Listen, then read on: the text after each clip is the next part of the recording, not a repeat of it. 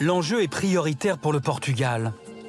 Ses réserves de lithium, estimées à 60 millions de tonnes, constituent les plus importantes d'Europe. Son gouvernement vient d'autoriser 6 nouvelles zones d'exploration. Depuis 25 ans, Alexandre Lima traque les gisements de lithium.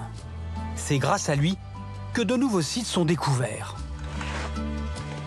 Ce matin-là, ce professeur de géologie rejoint ses étudiants à la recherche du précieux métal. Il se cache dans la pegmatite, une roche proche du granit qui affleure ces montagnes. Salut! Alors comment ça se passe le travail?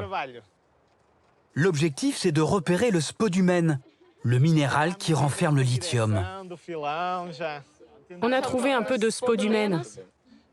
Pour vérifier si c'est vraiment du spodumène, on va utiliser le détecteur. En pointant l'appareil sur les cristaux, les deux étudiantes vont pouvoir mesurer le taux de lithium.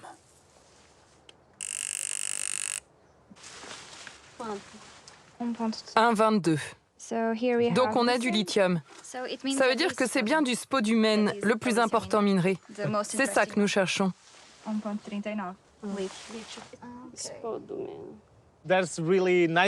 Nous avons de très jolies traces de spodumène ici. On a de gros cristaux. Je vais donc prendre un échantillon ici. C'est un bon endroit pour en prélever un gros morceau.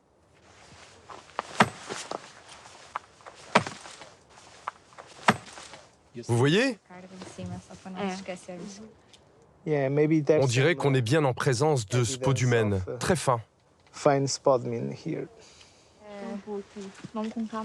Pour confirmer la richesse de cette veine, les échantillons seront examinés en laboratoire avant de cartographier la zone.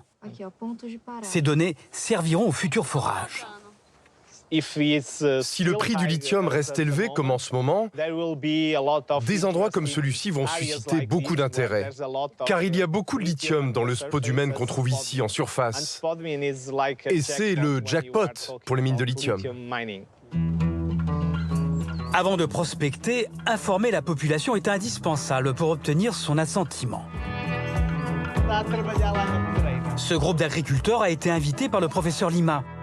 Ils sont responsables des terrains communaux explorés ce matin-là.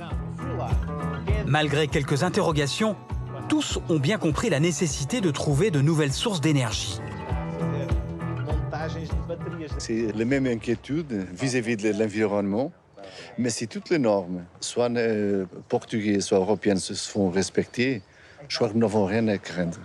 Et surtout maintenant, ce n'est pas nouveau, avec la crise énergétique, on doit repenser toute la politique énergétique de la communauté européenne. Ça m'intéresse beaucoup, c'est sous la pollution, ça pollue beaucoup ou pas, l'exploration du lithium. Moi, je crois que ça sera le futur, ça, le lithium, pour le batterie, non? Ben voilà, c'est ce que je pense. Dès le moment que ça peut se faire sans trop faire de dégâts pour la nature, je suis d'accord. Hein?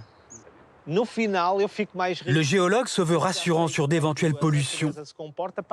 Selon lui, l'extraction est sans danger et la poussière peut être contrôlée par un système d'aspersion d'eau.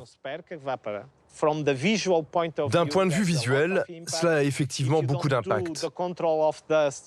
Si vous ne maîtrisez pas la poussière, elle peut se répandre aux alentours. Mais pour ce qui est de la question de l'eau, c'est sans danger. Je connais très bien tous les minéraux qui se trouvent à l'intérieur de ce type de roche, la pegmatite. Et je sais qu'ils ne présentent aucun risque de contamination pour l'eau.